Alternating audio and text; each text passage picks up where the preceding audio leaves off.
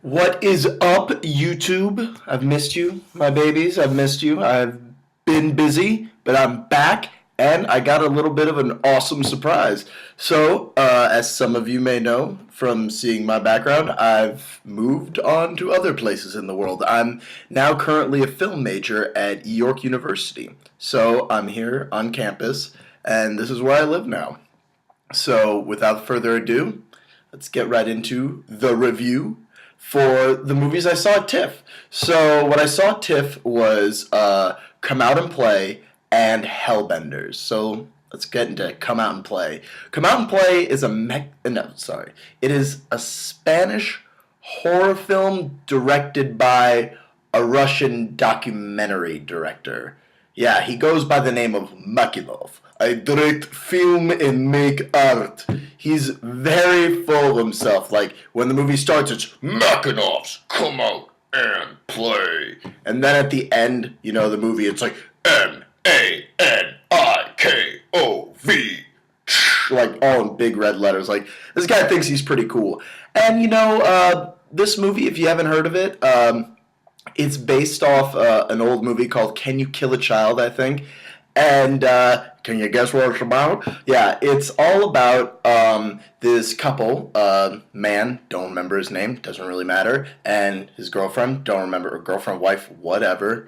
They have a couple kids who are at home, and the wife is 7 months pregnant. So they're like, you're 7 months pregnant, let's go to, Mexico, somewhere safe, where we can, explore, islands. So the opening of the movie, the protagonist, the guy, he looks kind of drunk, and he's just like, necesito bato, or yeah, he's like, I need a boat, and he's asking people, and then eventually he rents it, and him and his wife go to this island. And when they get on this island, they start seeing children. Like, there's no one there. It's deserted. There's a couple kids, here and there, but, it's just deserted. And at one point, things just hit the fan, and you see, it gets to the point where see kids playing with dead bodies and stuff, and the imagery of that is kind of cool, especially I like when movies go between a couple different languages. This one is a hybrid of English and Spanish, and the Spanish was subtitled. My biggest issue with this movie, though, and so with everything I've said, you kind of have an idea of where this goes. They're on the run, and there's kids, who want to kill them and play with their bodies.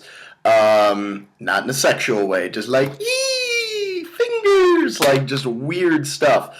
But the thing that I didn't like about this movie was this paranormal aspect that's brought up.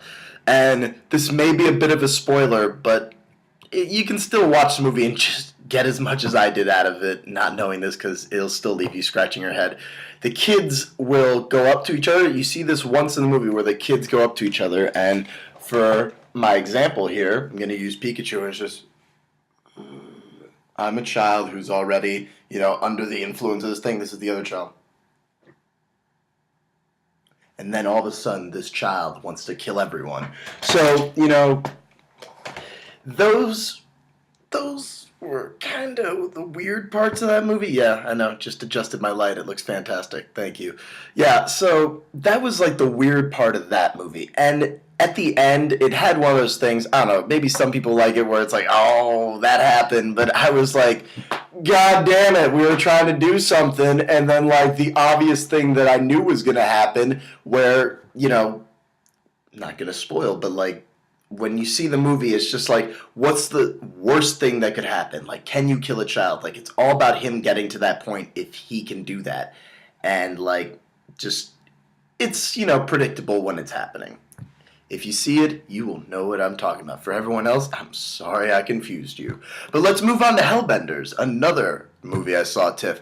By the way, just to give a rating on Come Out and Play, it is a rent. It is not that great. It was a little slow, but even though I was really tired during this movie, I managed to stay awake.